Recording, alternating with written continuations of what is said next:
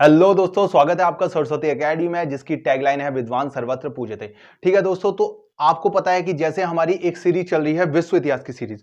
दोस्तों, विश्व इतिहास की पूरी हम सीरीज करेंगे कंप्लीट, क्योंकि विश्व इतिहास आपको जनरली कहीं और मिलेगी नहीं। तो इसीलिए विश्व इतिहास पहले हमने ठाना है कि फुल कंप्लीट करके आपको देंगे। इसके बाद आपको पूरा का प्राचीन भारत, फिर इसके बाद आपको जो है पूरा का पूरा इतिहास सेक्शन, पूरा का पूरा ज्योग्राफी सेक्शन, पूरा का पूरा आपका जो है संविधान वाला सेक्शन, सबका सब आपको मिल जाएगा।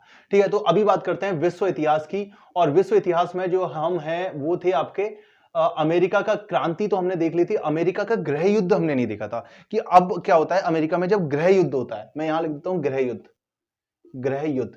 ठीक है दोस्तों, चलिए जल्दी से देखते हैं होता क्या है और क्यों हुआ ये गृह युद्ध, क्या था। दोस्तों, आपको मैंने कल भी बताया था कि 1783 वो टाइम था जब आपको ब्रिटेन ने ये मान लिया कि ठीक है भाई, यूएसए, संयुक्त राष्ट्र अमेरिका करके एक देश है जो हमसे स्वतंत्र हो, जो अभी तक हमारा उपनिवेश था और अब एक स्वतंत्र देश है। तो ब्रिटेन ने ये स्वीकार कर लिया। ठीक है, तो अब जो है आपका अमेरिका एक अलग देश के रूप में अस्तित्व में आया। ठीक हो गया। अब क्या हुआ, अस्तित्व में आने के कुछ टाइम बाद ही एक यहां दिक्कत आ गई। दिक्कत क्या आई कि गृह युद्ध छिड़ गया। क्या कारण था? कारण ये था दोस्तों कि उत्तरी राज्य और दक्षिणी राज्य। सबसे पहले तो आप ये समझिए कि आपको मैंने कल भी बताया था कि इसमें जो टोटल 13 कॉलोनियां थी, अंग्रेजों की कॉलोनियां। ठीक है, 13 कॉलोनियां थी, मतलब कि 13 बड़े बड़े राज्य थे जो बाद में एक संघ बन गए। और कैसे बने, ये क्रांति का पूरी चीजें मैंने आपको पहले बताई है, आप देख सकते हैं। तो कैसे कैसे संघ बने। ठीक है, तो 13 कॉलोनियां जो थी ये आपकी अब एक संघ बन गए, संघ। इसीलिए इनको कहते हैं संयुक्त राष्ट्र, संयुक्त राज्य अमेरिका। ठीक है, क्या कहते हैं? United state of America, United states of America. ठीक है, तो यूएसए। इसीलिए क्योंकि ये जो 13 जो राज्य थे, ये बड़े बड़े राज्य अब एक संघ बन गए, मतलब एक देश बन गए। ठीक है, तो चलिए अब क्या हुआ, ये जो 13 राज्य थे, इनमें जो उत्तरी राज्य थे, जो उत्तर की तरफ राज्य थे, और एक जो दक्षिण की तरफ राज्य थे। अब हुआ क्या, इन दोनों राज्यों, इन जो राज्य हैं, दो राज्य नहीं, ये बहुत सारे राज्य थे। तो जो उत्तरी राज्य हैं और जो दक्षिणी राज्य हैं, इन दोनों में आपस में हो गया मतभेद। मतभेद का कारण क्या था? जो खास तौर पर जो मुख्य कारण था वो था आपका दास प्रथा। दास प्रथा, मैं यहां लिखता हूं दास प्रथा। तो हुआ क्या दोस्तों, ये एक चीज बताऊं आपको, जो उत्तरी राज्य और दक्षिणी राज्य, सबसे पहले आपको ये जानना होगा कि इनमें फर्क क्या था। क्या दिक्कत थी भाई, ये दास प्रथा से क्या दिक्कत आ गई? दिक्कत ये आई कि जो उत्तरी राज्य है अमेरिका का, वो आपका जो है औद्योगिक दृष्टि से काफी मजबूत था। मतलब कि वहां उद्योग धंधे और ये चीजें ज्यादा थी। वहीं जो आपका दक्षिणी राज्य है, वो जो है आपका कृषि प्रधान था। मतलब कि वहां कृषि से रिलेटेड चीजें ज्यादा होती थी। अब जो कृषि से रिलेटेड क्षेत्र होगा, वहां जाहिर सी बात है, वहां मजदूरों की जरूरत पड़ेगी बहुत सारे। यानी कि बहुत सारे खेती कार्य करने के लिए बहुत सारे दासों की जरूरत पड़ती थी उस वक्त उन्हें। तो उन्हें क्या होता था, ये जो दास होते थे, इनको बस खाना पीना ही देते थे, बाकी तो इन्हें ना पैसे देने ना कुछ देना है। तो एक गुलाम की तरह रख करके ये इनसे काम करवाते थे दास प्रथा में।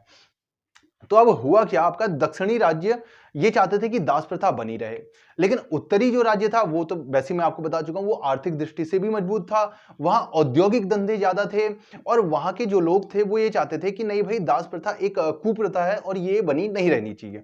ठीक है, ठीक है दोस्तों, तो ये था एक बेसिक अंतर जो मैंने अभी आपको बताया इन दोनों राज्यों में, जो उत्तर की ओर को थे, जो दक्षिण की ओर को थे।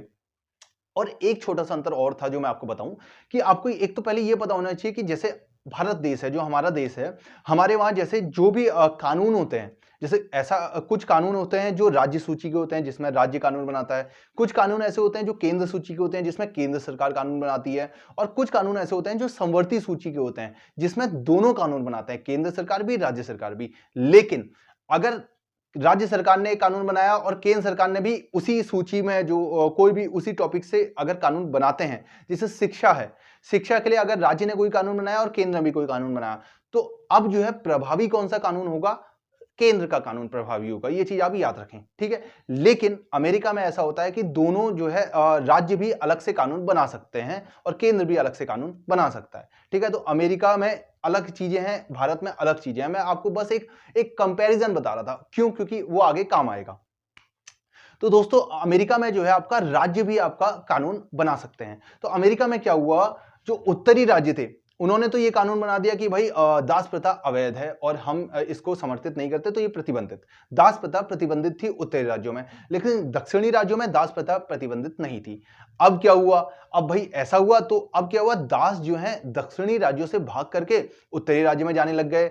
अब उससे क्या हुआ, क्योंकि दास प्रथा वहां तो प्रतिबंधित थी, तो वहां तो फिर अब वो दास प्रथा हो नहीं सकती थी। तो अब जो दक्षिणी राज्य के जो मालिक थे, जो आपके जो भूमि जो खेतिहर जो किसान थे, बड़े बड़े जो बड़े बड़े किसान थे जो दासों को रखते थे, वो चिढ़ने लगे कि भाई ये तो मतलब इससे तो ये हो रहा है कि दास यहां से भाग के उत्तरी राज्यों में चल जा रहे हैं। तो अब क्या हुआ, यही मतभेद चलते चलते आपका 1861 ये है वो सन जब आपका गृह युद्ध छिड़ गया। गृह युद्ध छिड़ा।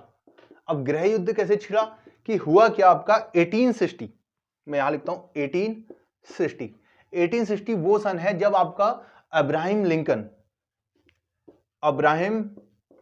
लिंकन जो है आपका राष्ट्रपति बने। अब्राहम लिंकन जो है आपके अमेरिका के राष्ट्रपति बने। अब जब ये अमेरिका के राष्ट्रपति बने तो एक दक्षिणी राज्य है, मैं लिख देता हूं यहां, कैरोलिना। ठीक है, कैरोलिना जो राज्य था दक्षिणी, क्योंकि क्या हुआ क्या था, जो अब्राहम लिंकन थे ये आपके दास प्रथा के कट्टर विरोधी थे। अब भाई ये अगर राष्ट्रपति बने तो फिर दक्षिणी राज्य चिढ़ गए, तो यहां का जो कैरोलिना जो राज्य है उसने अमेरिका संघ से स्वतंत्र होने की घोषणा कर दी। अब क्या हुआ, जो आपके दक्षिणी राज्य थे अमेरिका के, उन्होंने अपना एक अलग से राष्ट्रपति चुना। ठीक है, अब ये तो फिर मतलब ये गड़बड़ हो गई कि भाई ये तो आपके अमेरिका के राष्ट्रपति हैं, अब उन्होंने एक अलग से अपना एक राष्ट्रपति चुना और स्वयं को स्वतंत्र घोषित करने की कोशिश करी। लेकिन अब्राहम लिंकन की कूटनीति, इसका कोई जवाब था नहीं। उन्होंने क्या किया, इन दक्षिणी राज्यों के संबंध किसी भी देश से बनने ही नहीं दिए। अब किसी भी देश से इनके संबंध बन नहीं पाए तो जाहिर सी बात है इन्हें किसी भी देश की सहायता ही नहीं मिली। अब क्या हुआ, यहां दोनों की जो सेना थी वो आपस में लड़ने लग गई। अब जब सेना आपस में लड़ी तो अब्राहम लिंकन ने क्या किया, दासों को भी अपने साथ किया, क्योंकि दास जाहिर सी बात है दास भी तो ये चाहेंगे ही ना कि दास प्रथा खत्म हो जाए। तो जो दास थे जो दक्षिणी राज्यों में थे वो भी आपके अब्राहम लिंकन की ओर से लड़ने लग गए। तो अब आप समझ सकते हैं जीत किसकी होगी लास्ट में। तो लास्ट में जो है उत्तरी राज्य जीते और आपका फाइनली जो है आपका जो अमेरिका जो संघ है वो अलग होने से बच गया। ठीक है, तो फाइनली जो है उत्तरी राज्य जीते और आपका गृह युद्ध भी आपका खत्म हुआ। आपका कब हुआ खत्म, एक मिनट होल्ड कीजिए, अरे यार कोई भी पेन नहीं चल रही। तो आपका जो गृह युद्ध है वो 1865, बल्कि इसको अगर आप डेट भी याद रख ले तो 26 मई 1865 में आपका गृह युद्ध खत्म हुआ, जो कि 61 से चला था, 61 से 65 तक चला। और आपका 26 मई 1865 में आपका गृह युद्ध हुआ खत्म। लेकिन उससे पहले जो अप्रैल 1865 में अब्राहम लिंकन की हत्या कर दी गई, किसके द्वारा, इनका नाम याद रख लेना, विलियम विलियम नहीं, आपका जॉन विल्कीज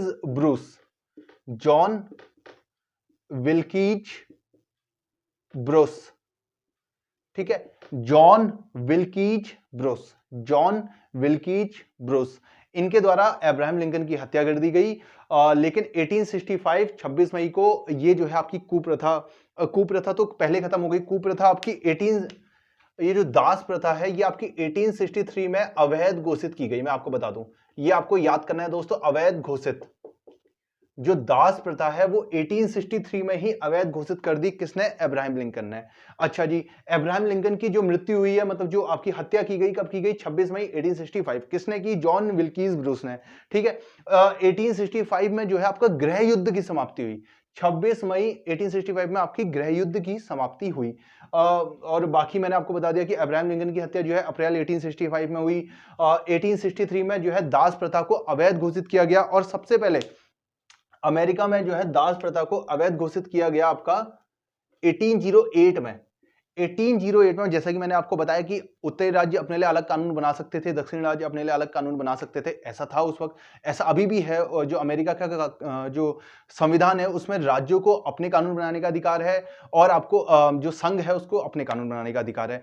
फॉर एग्जाम्पल मैं आपको और बताऊं, जैसे कि जैसे हमारे वहां है, हमारे वहां अगर मैं बात करूं भारत में, तो भारत में सिर्फ एक नागरिकता चलती है और वो है भारतीय, ठीक है। तो हमारे वहां सिर्फ एक नागरिकता होती है, भारतीय नागरिकता, ठीक है, जिसपे हम सबको गर्व भी है कि भारतीय नागरिकता। लेकिन जो अमेरिका है वहां पर दोहरी नागरिकता होती है। दोहरी नागरिकता कैसी, कि एक तो उनके पास जो है अमेरिका की नागरिकता होती है कि भाई वो अमेरिका के नागरिक हैं, दूसरा वो जिस राज्य के हैं उनकी भी नागरिकता होती है, ठीक है, वो जिस भी राज्य के होंगे वहां की भी एक नागरिकता होगी उनके पास, मतलब दो कार्ड होंगे, समझ लीजिए आप, ठीक है। तो ऐसे ही आपको उनको भी कानून बनाने का अधिकार है, मैं पहले बता चुका हूं। तो 1808 में पहली बार जो है अमेरिका में दास के आयात को प्रतिबंधित किया गया। कब? 1808 में पहली बार दास के आयातों को प्रतिबंधित किया गया कि दास का आयात अब नहीं होगा। दास के आयात को प्रतिबंधित किया कब? 1808।